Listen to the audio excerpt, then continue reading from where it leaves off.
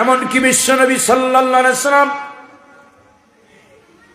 শেষ জীবনে এসে বক্তব্য দিতে গিয়ে বললেন, সাহাবায়ে কেরামদের সামনে বললেন, খায়রুল কুরুনি করনি, সুবহানাল্লাহ, সর্বশ্রেষ্ঠ যুগ আমি নবী মুহাম্মদুর রাসূলুল্লাহর যুগ। রাসূল যখন প্রেসিডেন্ট, গোটা আরবের যখন মুহাম্মদ সাল্লাল্লাহু আলাইহি ওয়াসাল্লাম প্রেসিডেন্ট নির্বাচিত হলেন, আরবের ভিতরে শান্তি প্রতিষ্ঠা হয়ে গেল, মানুষগুলো আলোর পথের সন্ধান পেয়ে গেল।